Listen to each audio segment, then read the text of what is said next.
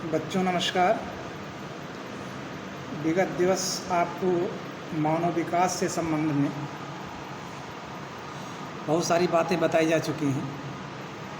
आज इस पाठ के अंतिम कड़ी के रूप में आपको 3 बातें और बतानी हैं जिससे मानव विकास परिलक्षित होता है। वो हैं स्वस्थ जीवन, साक्षरता और स्वच्छता। ये 3 ऐसी महत्वपूर्ण बातें हैं जिनके द्वारा मानव विकास पर बहुत गहरा प्रभाव होता है।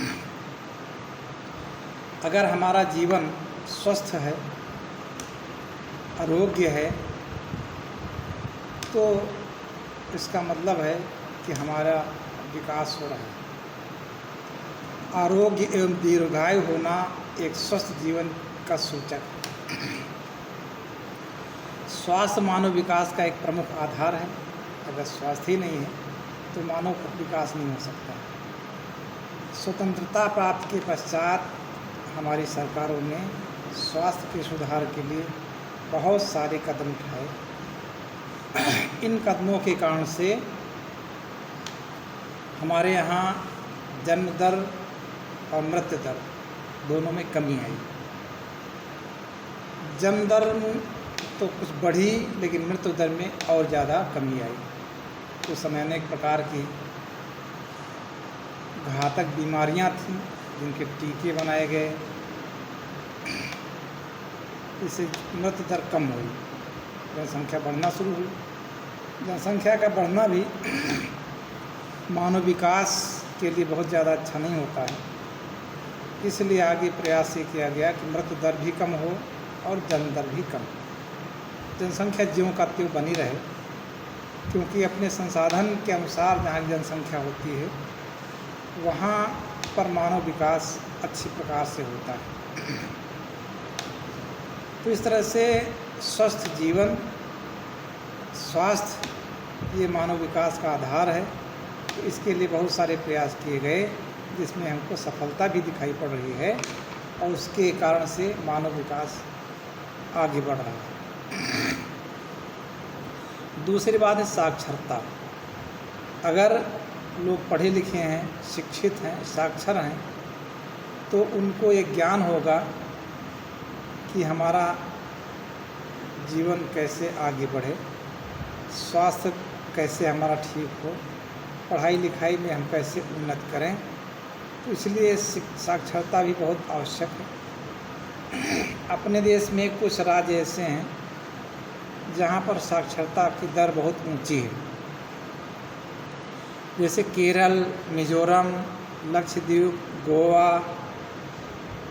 इनमें साक्षरता की दर अन्य राज्यों की अपेक्षा बहुत अधिक है, ज़्यादा लोग साक्षर हैं। इसका कारण क्या है? कारण ये है, भारत के इन राज्यों में हिंदू जनसंख्या के साथ साथ ईसाई जनसंख्या का भी पर्याप्त प्रतिशत है और ये राज्य भारत के अन्य राज्यों की तुलना में सामाजिक और आर्थिक रूप से विकसित हैं, जिस कारण से यहाँ पर साक्षरता की दर अधिक देखने को मिलती है। तो साक्षरता के कारण भी मानव विकास होता है। तीसरा है स्वच्छता। स्वच्छता भी मानव विकास के लिए एक बहुत महत्वपूर्ण पहलू है। इसकी पूर्ति के लिए हमारी सरकारों ने अनेक अभियान चलाए। झुग्गी झोपड़ियों का कैसे उद्धार हो, वहाँ पर कैसे स्वच्छता हो। भारत ने एक मिशन चलाया जिसका नाम था स्वच्छ भारत मिशन। ये महात्मा गांधी के जन्मदिन के अवसर पर 2 अक्टूबर 2014 को प्रारंभ किया गया। नई दिल्ली, भारत से इसका शुभारंभ किया गया। इसके अंतर्गत इसका क्या लक्ष्य था? स्वच्छ भारत मिशन किस लिए बनाया गया, इसका उपयोग क्या था? इस मिशन की निगरानी के जवाबदेह तंत्र और को स्थापित करने के लिए एक पहल सरकार ने 2 अक्टूबर 2019 को महात्मा गांधी के जन्मदिन की 150वीं वर्षगांठ पर ग्रामीण भारत में 1.96 लाख करोड़ रुपए की अनुमानित लागत से 1.2 करोड़ शौचालयों का निर्माण कराया गया, जिससे लोग खुले में शौच न जाए। तो ये ग्रामीण क्षेत्रों में बहुत बड़ी उपलब्धि थी, 1.2 करोड़ शौचालयों की उपलब्धि। दूसरी बात, इसकी क्या विशेषताएं थी? कारखानों से निष्कासित होने वाले विषैले जो गैसें होती थी या अन्य पदार्थ होते थे, उनको नष्ट किया जाए। शहरों में सीवर लाइंस तथा खुले में शौच आदि के लिए उसको मना किया जाए, सीवर लाइंस की व्यवस्था की जाए ताकि लोग खुले में शौच न जाएं। प्रत्येक घर में शौचालय को अनिवार्य किया गया शहरों में, और ग्रामीण क्षेत्रों में सरकार ने स्वयं इस प्रकार के शौचालयों का निर्माण करवाया।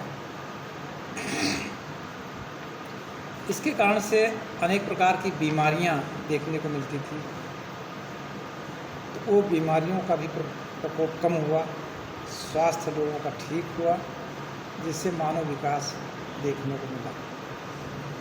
नगर निगम के कचरे, उद्योगों से निकलने वाले प्रदूषित जल और परिवहन से निकलने वाले धुएं और शहरों में प्रदूषण के प्रमुख जो स्रोत होते थे, अनेक प्रकार के वाहन, इनका भी प्रबंधन किया गया। ग्रामीण क्षेत्रों और शहरी क्षेत्रों में झुग्गी झोपड़ियों में खुले प्रदूषण के जो प्रमुख स्रोत थे, उनका समाधान किया गया, किस प्रकार से प्रदूषण कम हो। तो इस प्रकार से अनेक व्यवस्थाएं की गई इस स्वच्छ भारत अभियान के तहत। इस अभियान का मुख्य उद्देश्य ये था कि स्वच्छ भारत अभियान का उद्देश्य देश का खुले में शौच से मुक्ति और नगर निगम के 100% ठोस कचरे का वैज्ञानिक तरीके से उचित प्रबंधन किया जाए। और घरों में शौचालय, सामुदायिक शौचालय, सार्वजनिक शौचालयों का निर्माण कराया जाए। जब स्थान स्थान पर शौचालय होंगे तो लोग खुले में शौच के लिए विवश नहीं होंगे। ये पहला उद्देश्य था। दूसरा उद्देश्य था अपरंपरागत ईंधन के स्रोत में जैसे पवन तथा सौर ऊर्जा को बढ़ावा देना। तीसरा उद्देश्य था ग्रामीण भारत में घरों में होने वाले प्रदूषण को कम करने के लिए साफ ईंधन के तौर पर एलपीजी को सुलभ कराना। पहले लकड़ी पे गोबर कंडे से भोजन बनता था, अब एलपीजी सुलभ कराना इसका उद्देश्य था। सुलभ कराया गया जिससे प्रदूषण कम और स्वच्छता बनी रहे। तीसरा था जल से होने वाले रोगों की रोकथाम के लिए प्रत्येक घर में पीने लायक जल की व्यवस्था करना। अनेक इंडिया मार्क टू हैंडपाइप लगाए गए। स्थान स्थान पर ग्रामीण क्षेत्रों में भी पानी की टंकियों की सुविधा की गई। ये सब उद्देश्य थे स्वच्छ भारत अभियान, स्वच्छ भारत मिशन के। तो इस प्रकार से स्वच्छ भारत मिशन बना करके भारत में स्वच्छता आई, और स्वच्छता के साथ में स्वास्थ्य भी का सुधार हुआ, लोगों की पढ़ाई लिखाई में सुधार हुआ।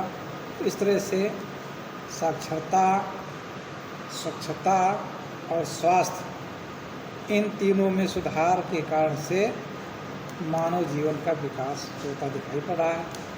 तो इस तरह से ये मानव विकास का अंतिम भाग था। इसके पहले 2 भागों में हमने आपको बहुत सारी बातें बताई। अंतिम भाग के रूप में आपको 3 चीज़ें बताई गई, और मूल रूप से ये भी आपको समझना चाहिए कि जनसंख्या, पर्यावरण और विकास, इसका बहुत गहरा संबंध होता है।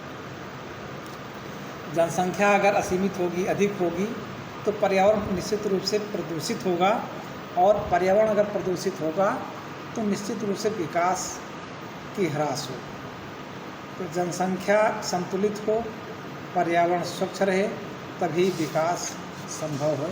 ये एक अंतिम कड़ी के रूप में आपको बताया जा रहा है। इस प्रकार से मानव विकास का ये चैप्टर अगले पर समाप्त हो रहा है। आगे आपको अगला चैप्टर बताया जाएगा। धन्यवाद।